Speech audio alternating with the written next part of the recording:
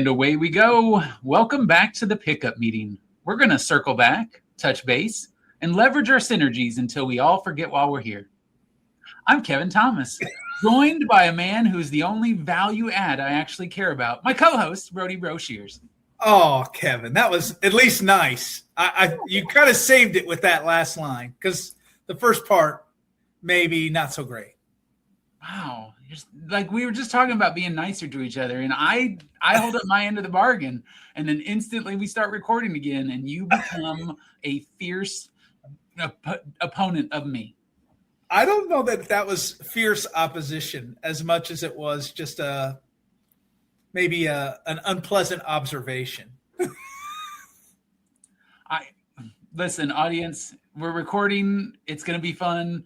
But our energy is a little different today, and so who knows how this is going to turn out. Let's just warn people in advance. I think that's really a smart idea. All right. Well, I'm excited about our show. I'm always excited about our show because we get the chance to hang out, record, meet people, talk.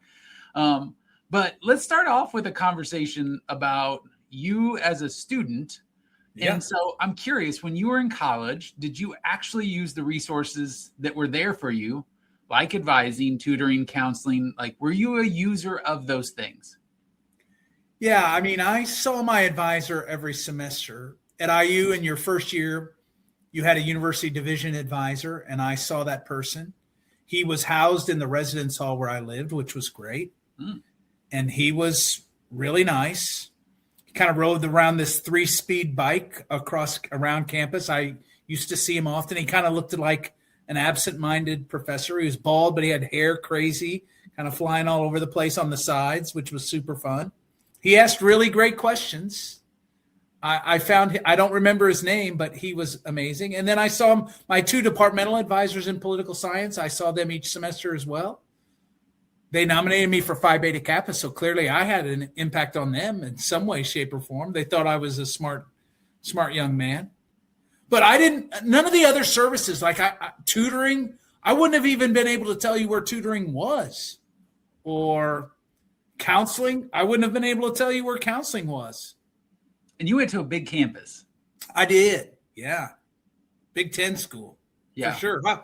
How about you? Like, I don't think I used those a lot, right? Like, I mean, I've talked about my advising story before where I couldn't tell you who my advisor was while I was at Murray State.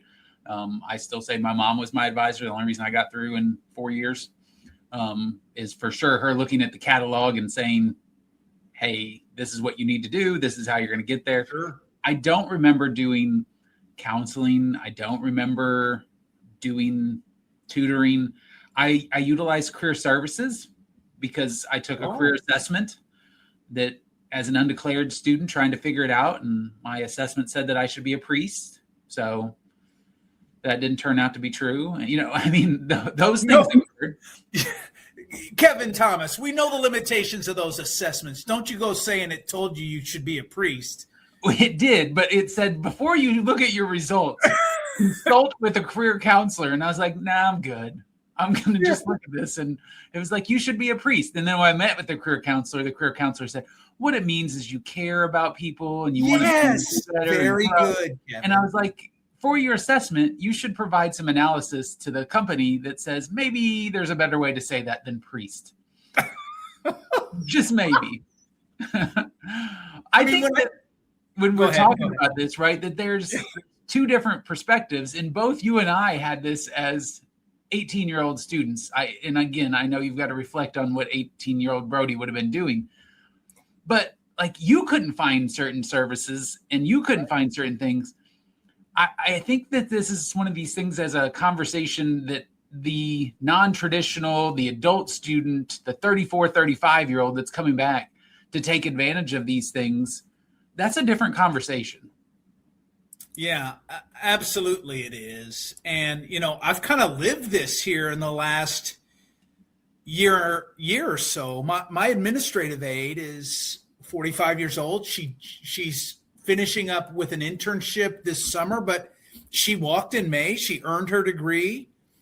And, you know, I think there's this myth, especially in places like Illinois State, adult learners might be rusty. They might be less tech savvy. They might be academically behind. And I think the reality, and it certainly was with Whitney, was, they're often going to outperform peers.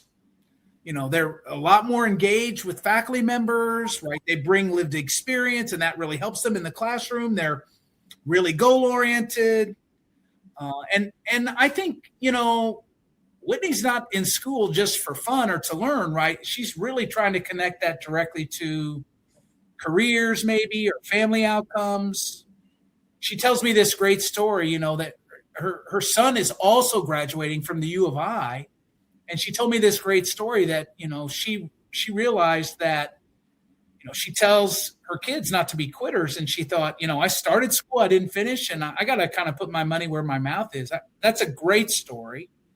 And so to me, a lot of times when we talk about adult learners, and especially in a place like Illinois State that I think is really, really residential, very traditionally aged, like what if the issue isn't ability, but that higher ed is still really, in most instances, designed for 18-year-olds, isn't it? I mean, come on.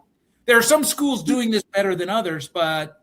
Yeah. And I feel like I'm probably in a similar place that I worry less about the student being ready for the experience, more about the campus being supportive of that student experience, along with the student facing roadblocks that then shut them down. Right. And we're all guilty of that. You go to a restaurant and they say 30-minute wait, and you think, well, I'm gonna walk down the street and it's gonna be quicker. Like if there's a roadblock, it puts an obstacle in front of us, and students get roadblocks when all of a sudden we're talking about, well, advising is 8 to 5. Yeah. Tutoring is 8 to 5 or 8 to 7, like even in that time frame, people leaving jobs, how are you going to get there? Kids that you got to take care of, got to get them to sporting events, all the things that are happening. I mean, there's a lot of life. And so I worry this is a very similar conversation that we have often about international students, and is our campus and our town ready for international students from certain areas? But I don't think we have it in as broad of a term for the non-traditional adult learner student that is trying to accomplish just the same as the 18-year-old. Yeah, and I think, all the things that we talked about earlier that to me make adult learners value added in the classroom, for example, right? They're older, more experienced. And I think then though, from a services perspective, we make the same kinds of assumptions, right? They can figure this out on their own. But to me, I think it's really more about how do we coordinate that support? We have to help adult learners navigate systems that are built for traditionally aged students, right? They oftentimes are balancing family, work, and school. They might be entering after long gaps, so I think that confidence in the real world, right? That independence doesn't automatically mean that they don't need that support. It needs to be coordinated, right? Yeah, I agree. And some of that coordinating that we do happens during the summer months as we prepare for everything that's coming. And so this is kind of a summer conversation. We've talked about the fact that summer is not a slow time before, but as we sit here, I think this is going to release June 10th. So happy June, audience. It's June. What memories do you have about summer growing up on a college campus? What do you remember? I kind of miss maybe thought about this question because I was thinking about childhood memories. Yeah, you can do that too. Do those. Let's go. Look, my mom went back to work, I think like in 1983 or so, 1984 maybe. So I was 13 or 14 years old, 12 or 13 years old. And we would go to this city pool that was about a mile from our house. You had to get through some busy streets to do it. But my job was to make sure my three younger brothers and I got to Harkey Pool with the 75 cents it costs to get in and maybe a few extra quarters for Pac-Man or food. I mean, I was 13 years old riding the bike with my 5 or 6 year old brother getting to Harkey Pool and then making sure he didn't drown. The 80s, man. But I loved those days. It's so wild. And, I was kind of by the time I was 13 or 14, I had kind of thinned out and I would always get really tan. And I mean, if you look at my face now, there's clearly a problem, right? I got way too much sun growing up, but gosh, I loved this. I loved the summer months. We had a Dairy Queen really close to the house, and we played Little League. And there was one year where my two younger brothers and I were all on the same team, and the Dairy Queen visits after the game were great. Those are the things that kind of pop into my head. How about you? I think it's similar. I lived right next to a ball field, and so we would go out the gate in the backyard, and there are 5 baseball fields out there that I played on all the time. And so I just remember playing a lot of baseball, spending a lot of time running around in the neighborhood with the neighborhood kids. Same thing. I remember after baseball games going to the Dairy Queen until the Dairy Queen burnt down. And then, of course, we had to go to the McDonald's, which is not the same experience. Yeah. No offense. We're not going to get a sponsorship from McDonald's today. And so I remember liking summer so much, not just because I wasn't in school, but because it was just a different busyness of life. You could sleep in a little bit, but then also you go do sports and just get out and about and really just engage with your friends. And then as you get older, right, like you get summer jobs and a little less of that happens. And then I will say, in college, being on a college campus during the summer, that's like, it's a super different experience. It is. Yeah. I mean, I told you about the Pizza Express breadsticks and Coke, right? Like that whole summer was just hedonism. Super fun. And really quiet, right? Really quiet. Having a campus to yourself is great. I mean, I love when students are there, but it's also fine when it's empty. Yeah, I'm always excited for students to come back in the fall, but I'm also always excited for summer to occur. Yeah. There's no doubt about that. And the other thing there's no doubt about is I don't know that we have a great transition to bringing on our guest from this conversation about summer, but we're going to transition to our guest. How about that for transitions?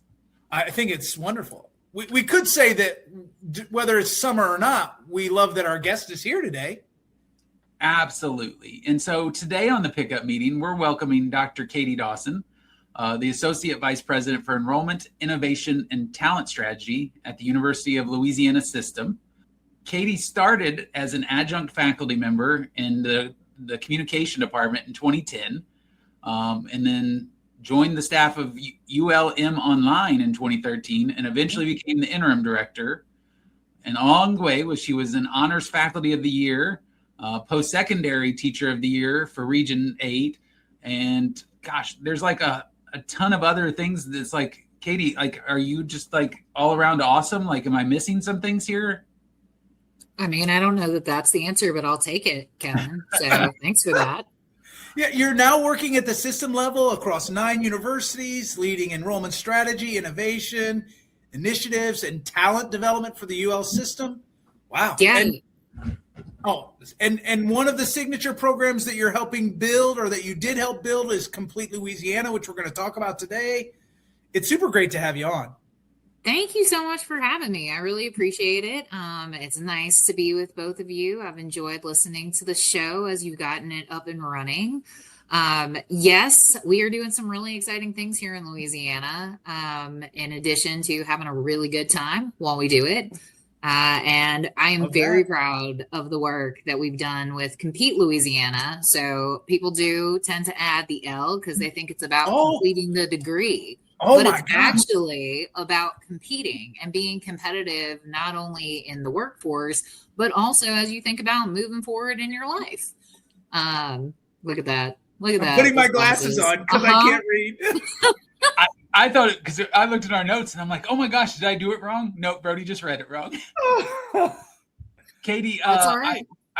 We have to at least state this at the beginning because we will at least have one listener of this episode that is near and dear to both of us, and that Katie and I are connected in a unique way in that we don't know each other super well, although I'm putting up my WKU fight song banner right now, as both being grads of WKU. But Katie and I both have a common mentor in Dr. Ellen Bonaguro that I've talked about on the show before. But that's really how Katie and I's paths have connected, because anytime I talk to Ellen, she says, oh my gosh, you have got to talk to Katie Dawson about all the things she's doing. And I think anytime Katie talks to Ellen, It's true. yeah, she hears how great Kevin Thomas is, which I need to pay Ellen off for those lies. But yeah, we got to fill her in on those things. Absolutely. Also, Kevin, she promises that you're going to give me a job one day. So I'm just like, letting you know that might need to cash in on her promises. So I love it. If Ellen says hire somebody, I'm on board. Let's go. Yeah, you've promised me that too, Kevin, but I'm fearful that I'll be retired before that can happen. You want to retire like next week, man. I don't know if that's true, but probably sooner than you're going to help me. That's probably true. Katie, back to you, as you're the guest, and you started as an adjunct in the communication department. yeah. And I wouldn't say that I think that's the typical launching pad for system level enrollment and innovation. Looking back, was there a moment you realized that was actually a foundation of everything, or did that connection only become clear later? I've been really lucky throughout my experience with higher education, which now spans over 2 decades, which is incredibly painful to say. Just saying, like, I don't feel that I have that much experience, right? Sure.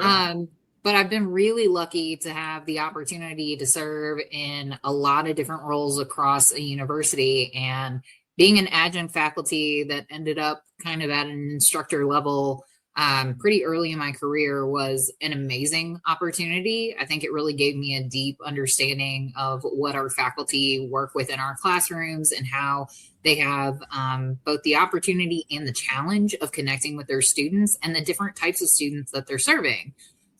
University of Louisiana Monroe is a regional institution. It's in one of the lowest socioeconomic areas within the state of Louisiana. My students at that institution ranged from traditional 18 to 23, 24-year-olds to adult students. And one of the really unique opportunities that I had as a faculty member was to really spearhead their offerings online. So, Kevin, you'll appreciate this. When I moved to Louisiana, I was like, I wanted to get into higher education. I had just finished my master's degree and thought teaching could be like really cool. And so I reached out to the department head of communication at ULM, who happened to also be from Kentucky. Like, got to play up that little like geography connection, right? That's right.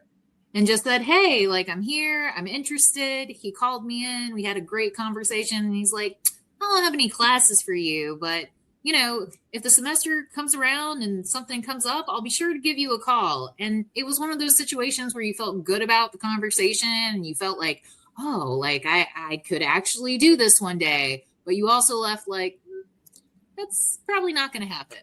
Right. Well, unbeknownst to me, 2 months later, the weekend of Martin Luther King weekend, the weekend before spring classes started, he called me up and he said, I have 3 classes. Is there any chance that you can start Tuesday?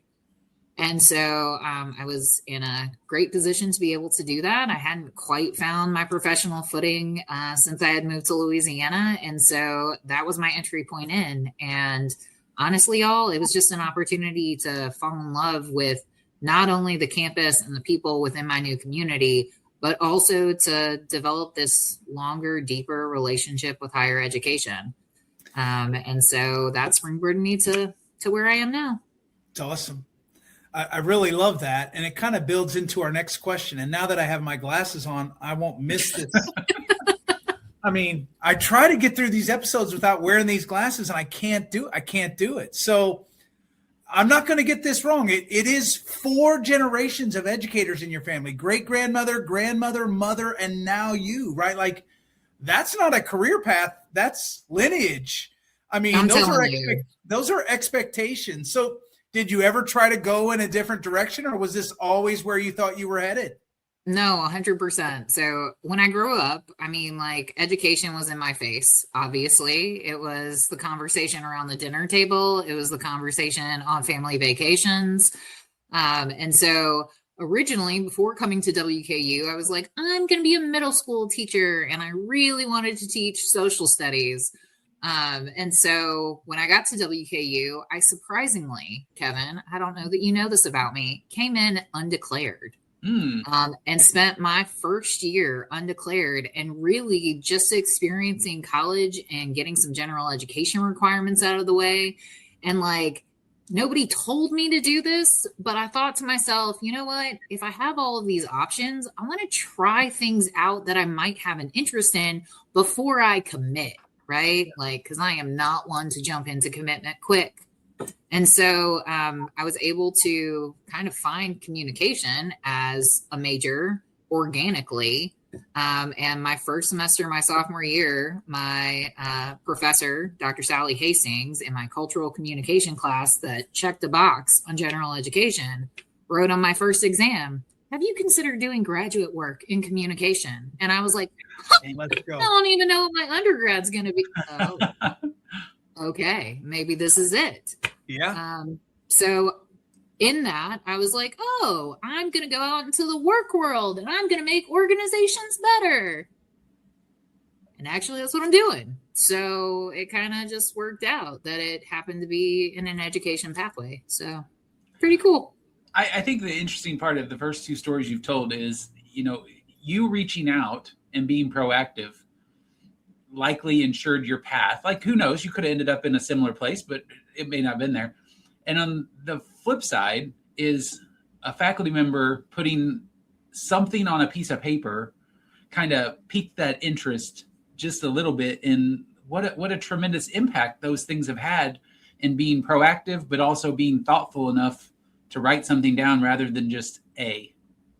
It could have been stuck at just, I'm going to write down A. Katie did a good job, but it was more than that.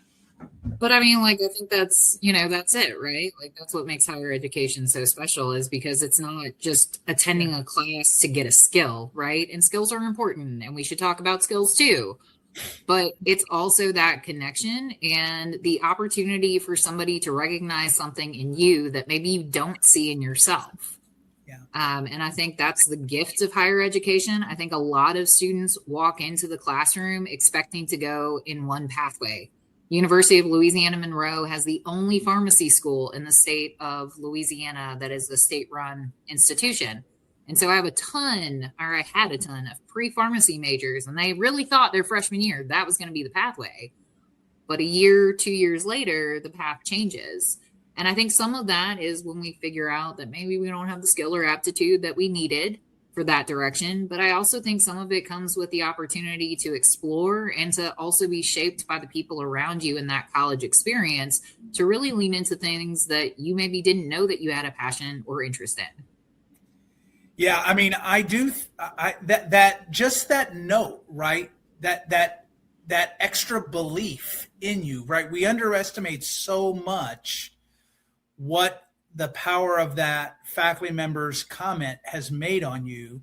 And I'm always harking back to like this Chronicle article I read a long time ago, maybe 5-10 years ago, that talks about what we want students to remember from our time with them 20 years ago. Now, you might be a savant of some sort. Maybe you remember exactly what you were learning in that cultural communication course, but it's clearly not the most important thing that you remember from that, right? It was the faculty member's comment. And so I often think it's how we make students feel that really, really matters. And I guess that's more of a statement than it is a question. But in your role as a teacher, have you been able to kind of embody that idea of helping students feel valued in the classroom? Yeah. How have you done that? Right. So for me, I love people. I love connecting with people. As you mentioned, 4th generation educator, and my mom specifically was an elementary school special education teacher. My aunt was born with profound mental disabilities. And so growing up, my mom was her bigger sister and had caretaking responsibilities, but also had the understanding that she was going to have as good and productive a life as she was capable of having. And they were going to give her every opportunity to do that.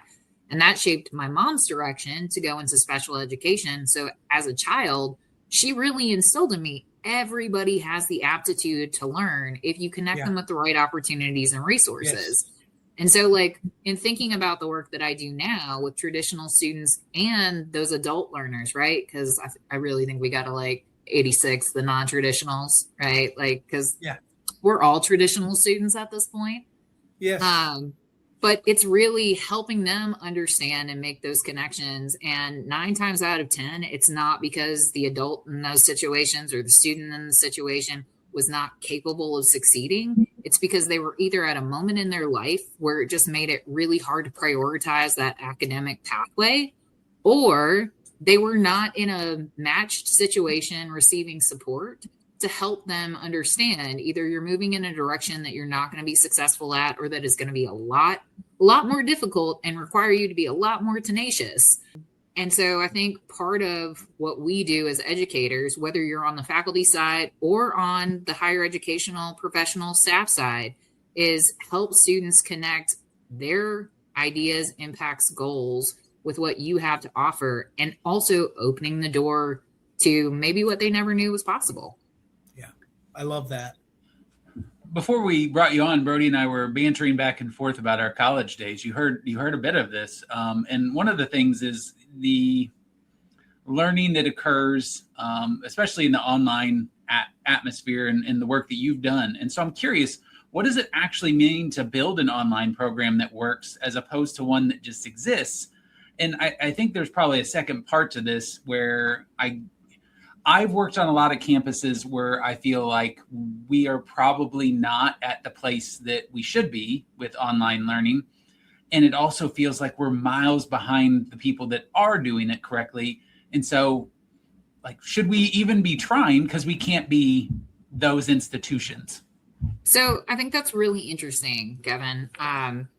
When it comes to online, I think we have to understand that people want the product the way they want the product. And in this case, it could mean education, it could mean groceries. And my favorite example for this is I live 3 miles from 7 different grocery stores, y'all. Like, I could have my pick. I could go to a Walmart, I could go to an Albertsons, I could go to a Whole Foods, but I have my groceries delivered because I don't want to go and actually physically shop for them. Right. And so I think higher education has to adjust and be willing to give students routes to education in the way that they want to interact with them. Yeah. And the truth of the matter is that online offers flexibility. And if done right, it can offer connection, but it can also offer acceleration in a way that in-person classes can't. And for most adult students, that is going to be the way that they finish. It may not be the way they want to finish. They may want to be sitting in the classroom. But physically, that's not a thing if you are balancing full-time work, full-time family responsibilities, and who knows, maybe community responsibilities as well. And so, Kevin, I definitely think that if you are an institution that has not launched into the online game, you're not too late. You are behind, but you need to catch up, because this is not just a way to grow your adult student enrollment. This is a way to reach your future student enrollment. You have students on your campus that absolutely want to be in the class for some classes, but other classes they may want to take online, and they should have that option. We should be flexible. Yeah. That demographic cliff is going to certainly force that adjustment. I don't think there's any question about that. Let's move to some of your Louisiana specific work, and I'm going to get this right this time, but Compete Louisiana, right, is targeting adults who typically have 60 to 70 credits. They're not far from the finish line, but they've stopped. What does a success coach actually do with those students that an admissions office can't, for example? Oh my gosh. So I'm really proud of the structure that we set up with Compete Louisiana. Typically, our average Compete LA student is coming in with 70 to 90 hours of credit earned. They are absolutely within 1 to 4 semesters of finishing. And so that's great. But we also help students get connected who maybe are a little earlier in that journey as well. And so part of what we've done is we really start at the point of what is your interest, what credit do you already have, and how can we help you figure out a pathway to finish either in a new direction, because maybe you were a pre-nursing major and you found that accounting is your jam.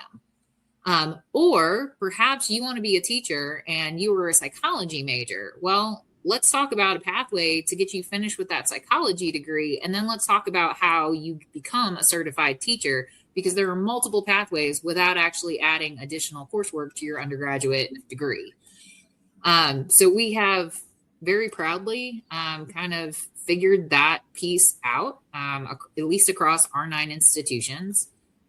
We do serve the University of Louisiana System. And so through that service, any student who's part of our program gets the success coach that sticks with them through graduation, but also gets a discounted tuition rate of $275 per credit hour, which is not cheap, but it is much more affordable than most tuition rates. Yeah. And the key for that, or the key on that for us, has been thinking through, most of these students are paying down debt for a degree that they have yet to earn. Sure. So if they need to also be able to pay tuition while continuing to pay down debt, there has to be a price point that is reasonable, that is attainable, and that potentially can be paid out of pocket with cash.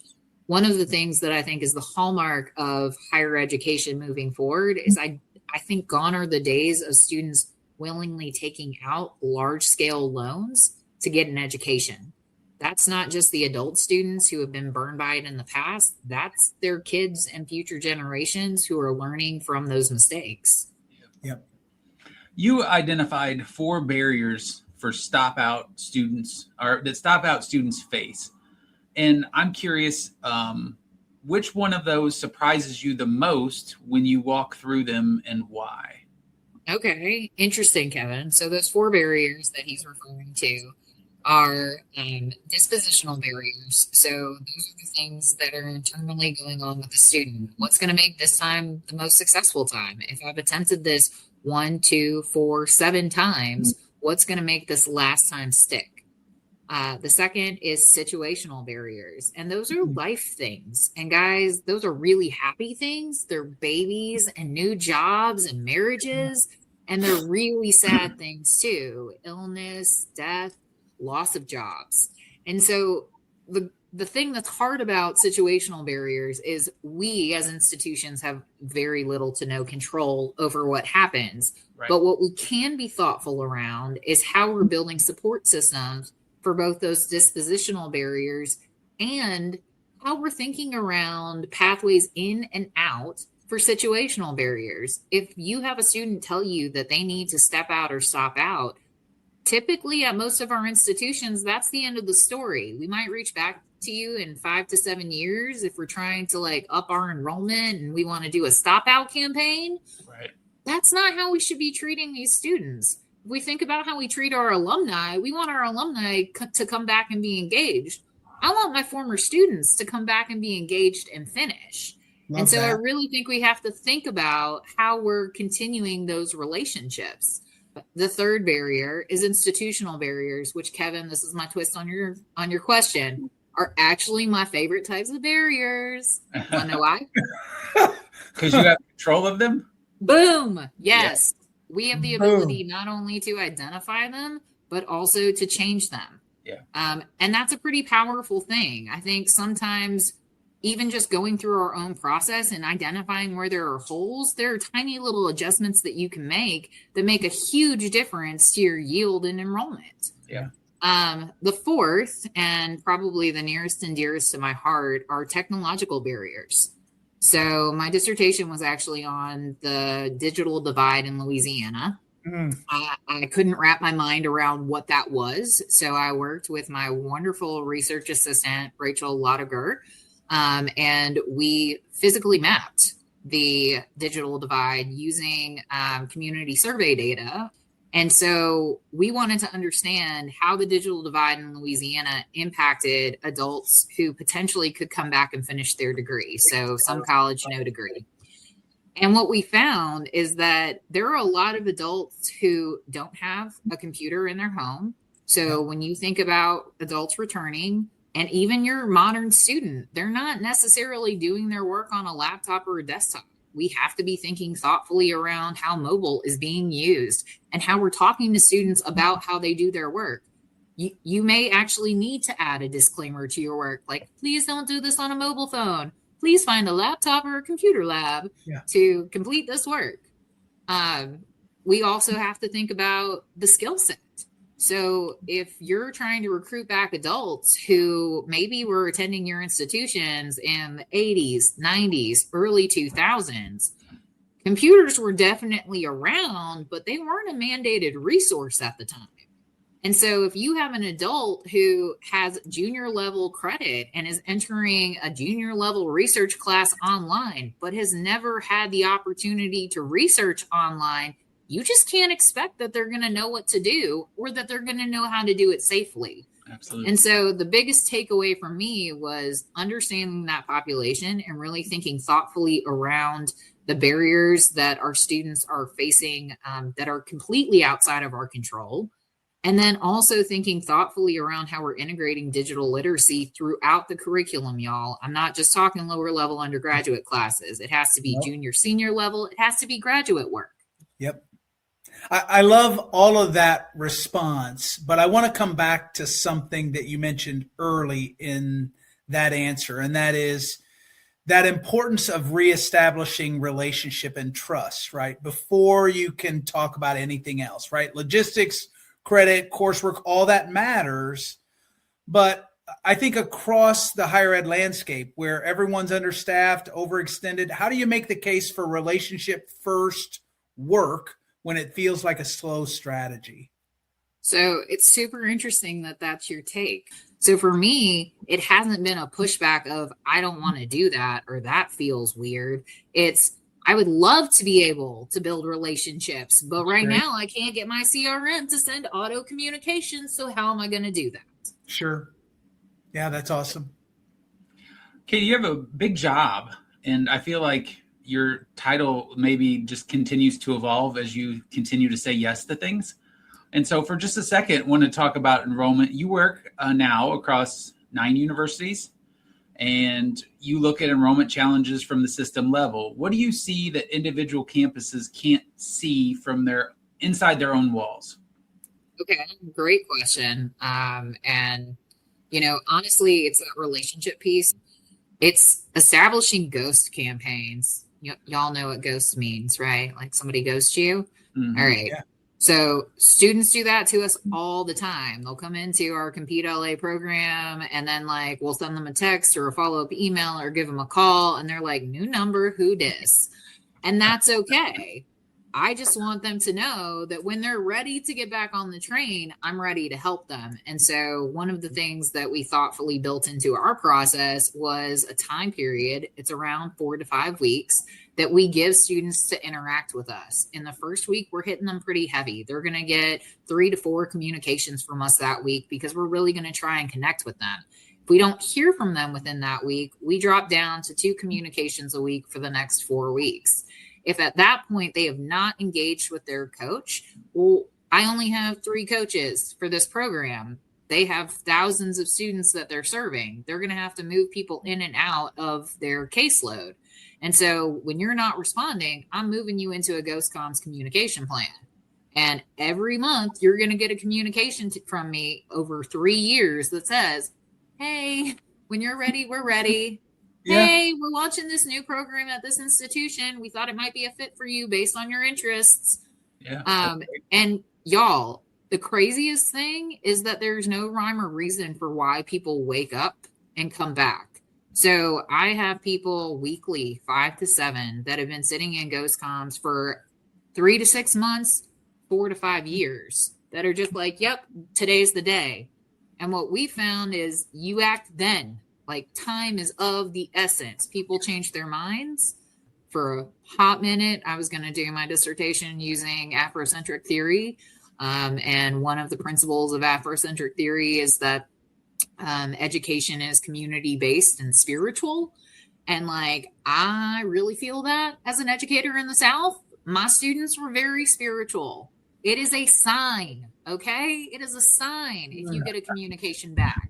And if you don't, or if somebody's not nice to you, then it is also a sign that this is not meant to be. And so we have to be thoughtful around that. And we have to be thoughtful about getting back to students in a timely and transparent manner. Yeah, we see that with our traditionally aged population that is either struggled or hasn't registered.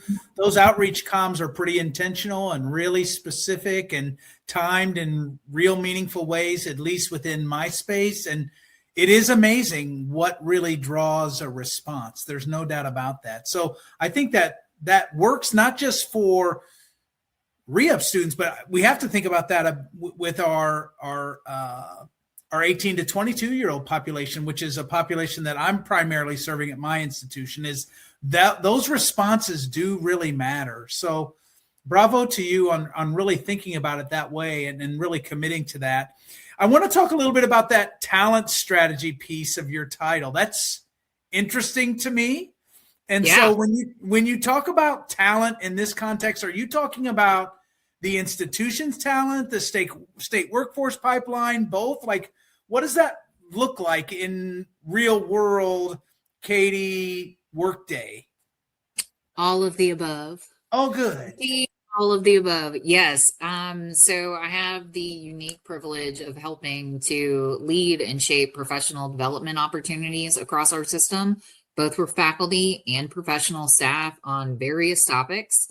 My go-to over the last 5 years has been mental health, online teaching and learning, open educational resources, financial literacy, because financial literacy is just as important as mental health, and digital literacy and typical literacy, grants and research. And so that's thinking around strategy to connect faculty and staff with professional development opportunities, especially as we think about resource constriction and the fact that we just don't have the ability to pay for and send people to conferences.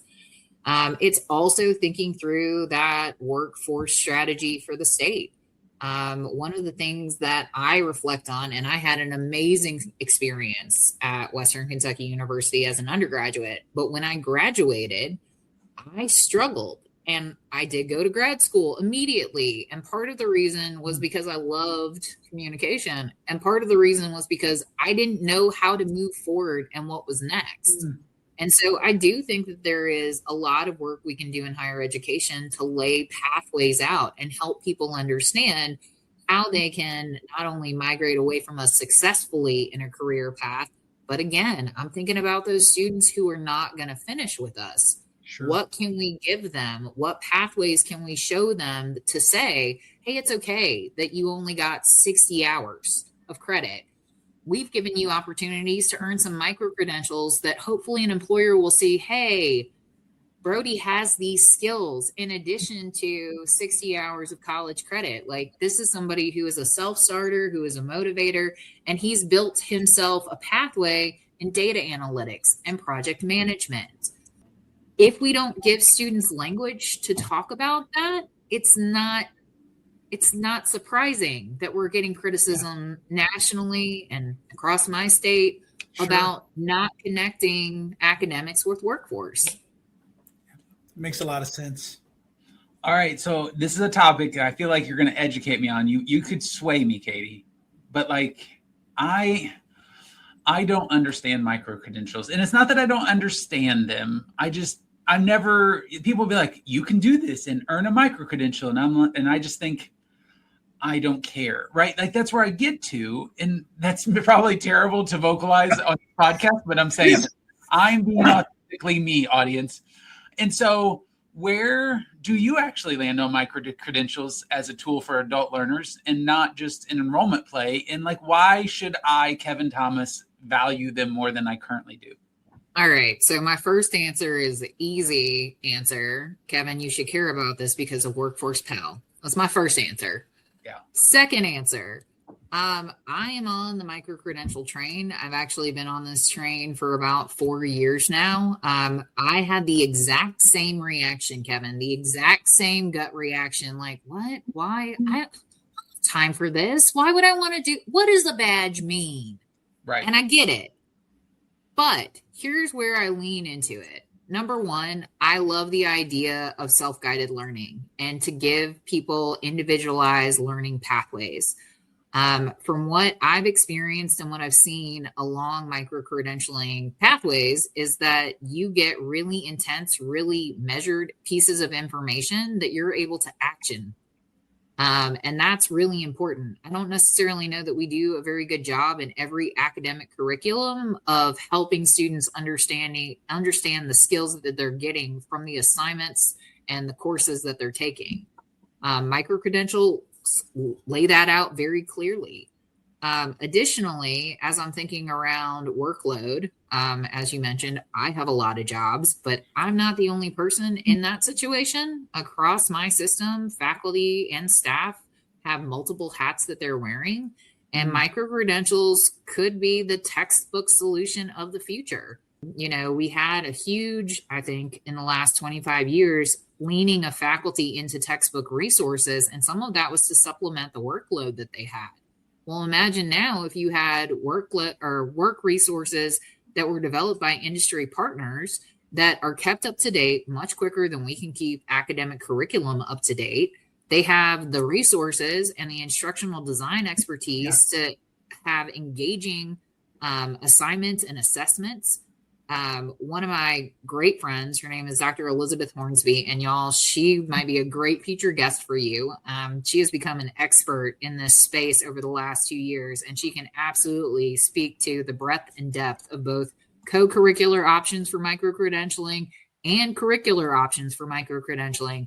And one of the things that she said to me early on in our conversations about this was, Katie, I have a doctorate. I have 3 degrees. I have taken 3 statistics courses in my life, and I have taught research methods and statistics for my program a handful of times in my career. And correlation and causation was never clearer to me than when I went through the Grow with Google data analytics micro-credential. So much to the point that I'm integrating it into my future research methods courses because they can do it a lot better than I can do it in a lot simpler fashion. And so why would I try to reinvent the wheel if that's there? And so I think there are lots of possibilities, Kevin. I think the thing that's most exciting to me is that this space is like ripe for creation. There's no right or wrong way to do this right now. And I really feel like if we as higher education aren't at the table to talk about how this can be meaningful to the work that we do and how this could articulate to college credit, that there is a very strong possibility that industry and others could say, you don't need higher education. You could just come get 7 certs from us and we'll give you this job.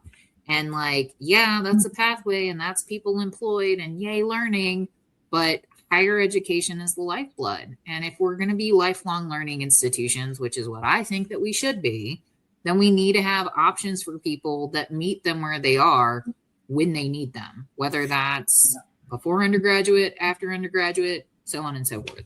I mean, Kevin, and I'm not talking to you, but like this is a conversation. Like I think about when we talk about career readiness, we'll talk about this on the phone from time to time. And you know, I'm reading all these articles now about how little employers think students are coming to their spaces prepared, right? And micro-credentialing is one way when a student gets into a space, whether they've graduated or not, where that can be value added too. So I think it does a couple of things. It does respond to market needs and organizational needs outside of the realm of higher education. But like we think about this all the time, Administrators Institute, or I mean, that's not a micro-credential per se, but essentially that is what it is in many ways, is it's this mini learning system. And we all have things that we haven't learned. I mean, I'm almost embarrassed to say this, but so now this is real Brody brochures in this mix, but like I couldn't tell you how to use Microsoft Excel. Like, I don't know how I've gotten through my career. Look at Kevin Thomas, look at me like that. Like, it's just never been needed, right? In the work that I've done, I've always had somebody who's been able to do that work. Like I can do some of the things and, you know, I can filter in those spaces, but I feel like this is the part of the episode of Arrested Development where the guy comes on, narrator. As it turns out, Brody did need to know how to use Excel. Look, you get to say things. You get to say things professionally that make you vulnerable, and I don't. Right? Like, I love that about you, Kevin. You're awesome. Plus, you're micro credentialing all the time. Like, I was thinking, we'll have to talk about this offline. We got to talk to our guest. So Katie, online learning was supposed to democratize access, right? Yeah. And we think about COVID and kind of how higher ed responded to that. I think there were lots of things that higher ed did right, and then there were lots of things that higher ed did not do right. So, like, if in some ways, I think it was a great moment for colleges and universities in terms of how we responded, but I think we failed in a lot of other ways. What did we get right and what did we get wrong as we've kind of moved past that time frame and into what I think is a normal time frame where we should be offering online learning in really innovative ways? I don't know why you just said it's a normal time frame. I would totally disagree with you that these are normal times, but yes, we should be expanding online. So honestly, those of us in the online space, nobody was excited for a pandemic and nobody needed a pandemic to test their skill set, but it absolutely was an opportunity for online to shine. And at least around my system, those institutions that had stronger online infrastructure were more successful at implementing and switching over to online remote delivery than those that were not. And I think that taught us a lot of things. For us here in Louisiana, we are prone to weather events. And so weather events are, disruptor for most of our campuses. And some of them are significant enough that it's not a 1 or 2 day closure. It could be weeks. And so COVID taught us we can have a contingency plan. If a hurricane hits Louisiana, our institutions not only can evacuate their students safely, but we can theoretically continue the infrastructure of their curriculum as long as they have access to online. And so that's something that we're leaning into. But I also think there was an other knee-jerk reaction.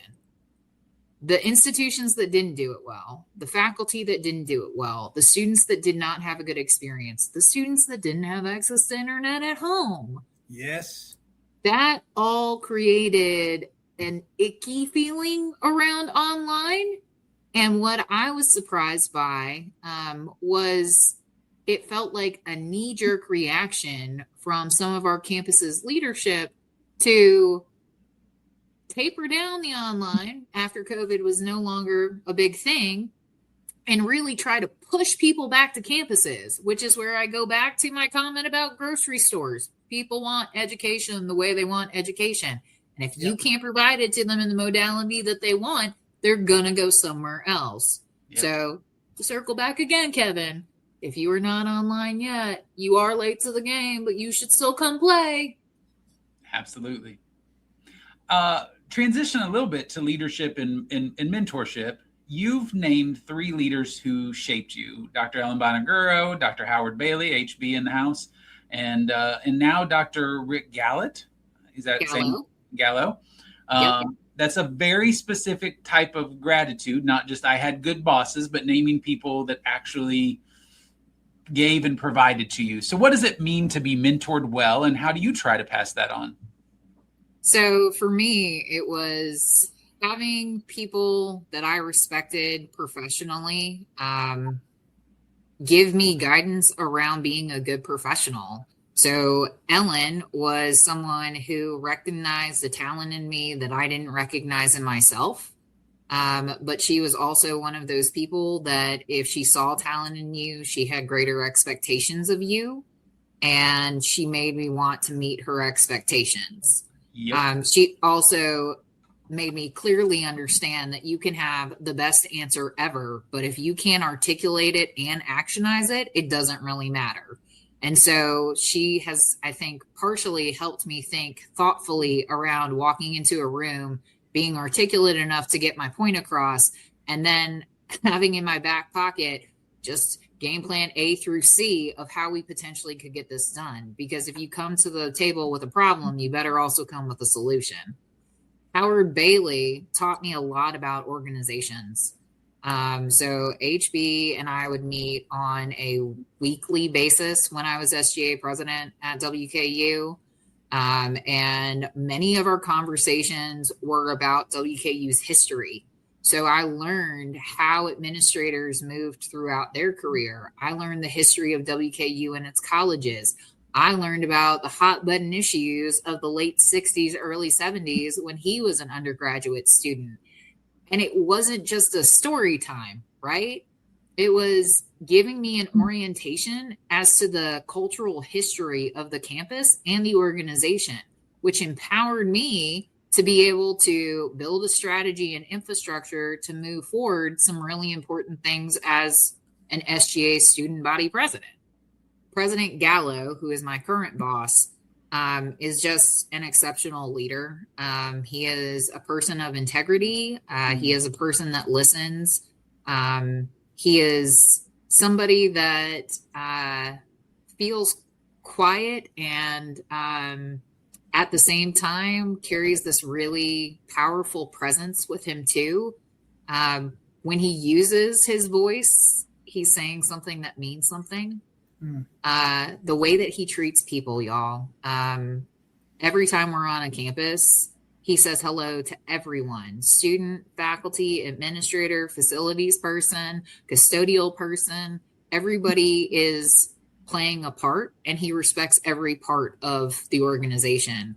And I can't tell you how much it means to watch somebody who has the great responsibility of leading a system at a statewide level in a pretty critical point in higher education, not allow that crisis and chaos to get to him, and to really continue to put energy into relationships and relationship building and building towards what we all have a goal of, which is student success and engagement. It's awesome. Let's ask a fun question and we'll move into the lightning round. So I was super excited about this. You and your husband are working your way through every Major League Baseball park in the country. Kevin and I love baseball. You're 13 down, 18 to go.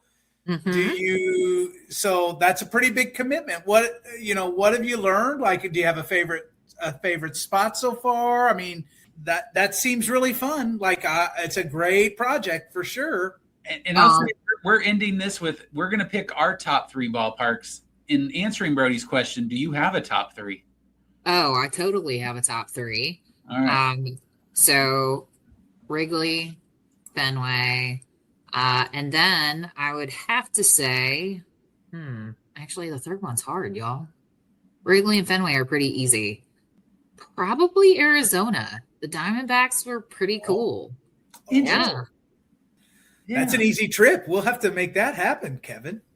Yeah, I've done a ballpark tour, but I've not seen a game. There. It was a lot of fun. Yeah. Okay. Love that. That's interesting. And what are you knocking out this year? So honestly, y'all, I'm a little behind in our planning for this year. I think we'll definitely make a game in Busch Stadium. St. Louis isn't too far of a drive. And so we try to take a long weekend every year and go see one there.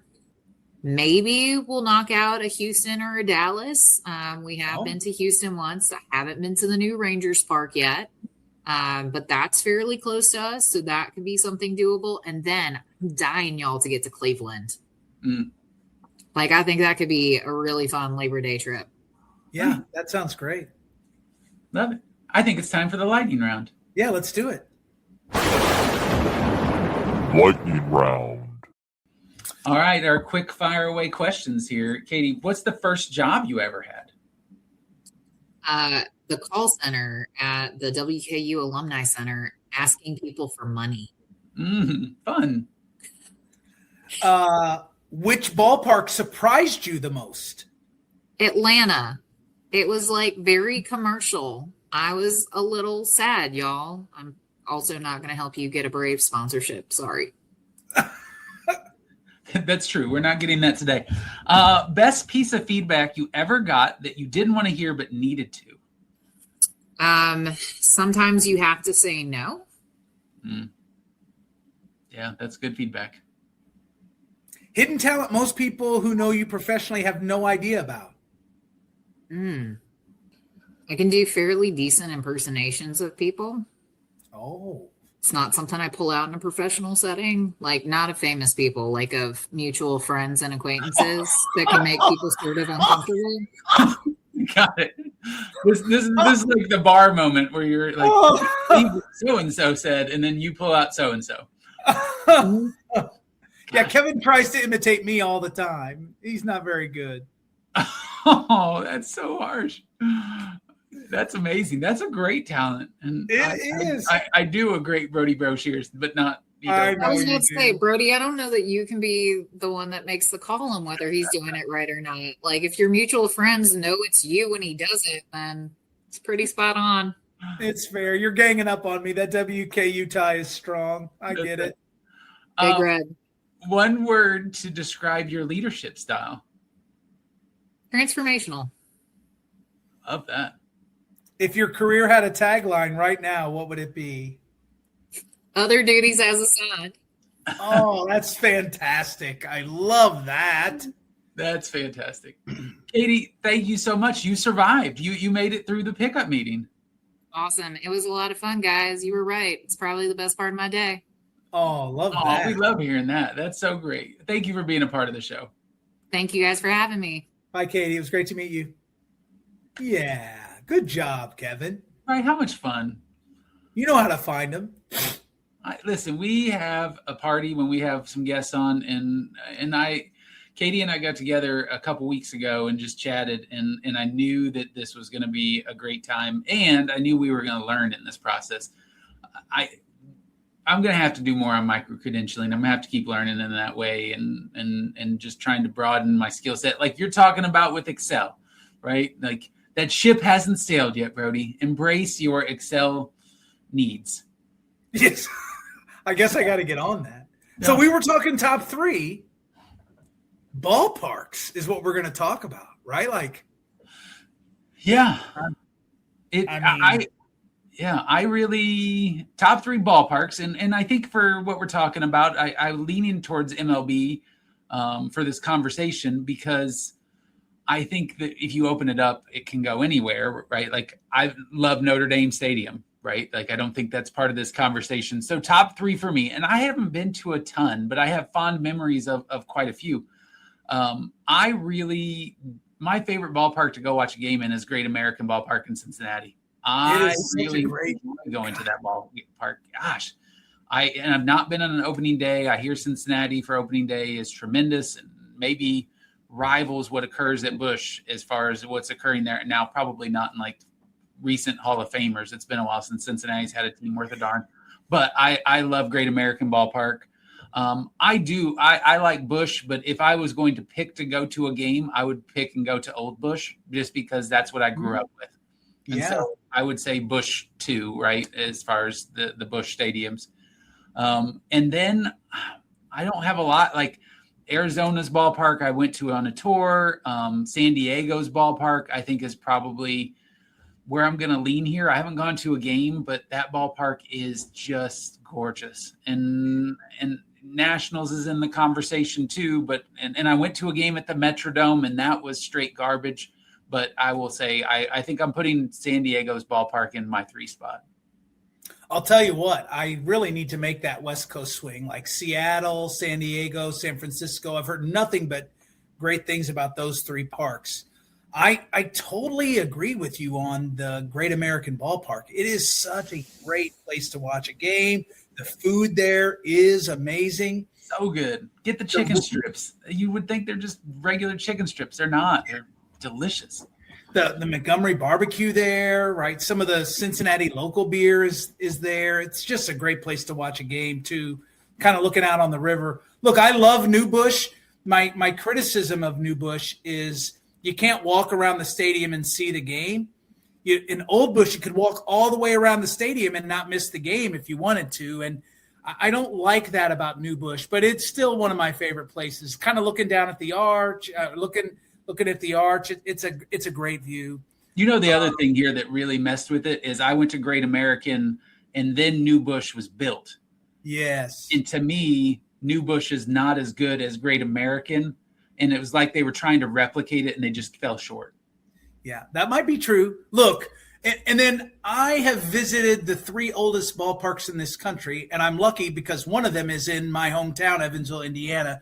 And so Bosse Field always has a soft spot in my heart because of the Evansville triplets and then a league of their own, right? Kind of growing up, all of that really has been a great history of that park. But the other 2, Wrigley and Fenway, have very diametrically opposed views on this. Fenway is by far my favorite park in the country. I went to a game there in 2015. The environment outside of the park, and then once you get in, it was unbelievable. It's so clean, and they've got it really well serviced and accessed, even as old as it is. And look, y'all, and I'm using Katie's y'all, like Wrigley is hot garbage. It's hot garbage.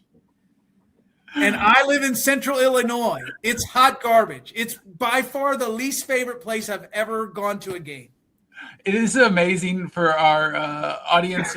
You're watching audio or video right now. When we take our guests off screen at the end, we can still see them if they're hanging out. Yeah.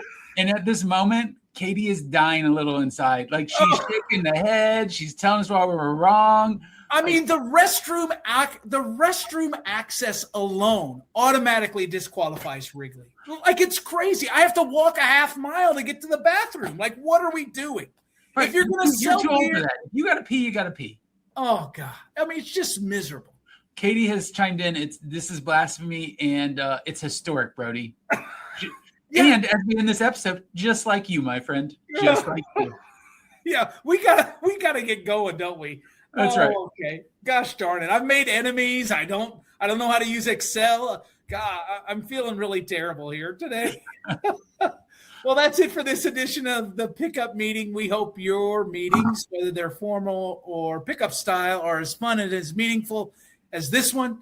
Until next time, gang, do good and be nice.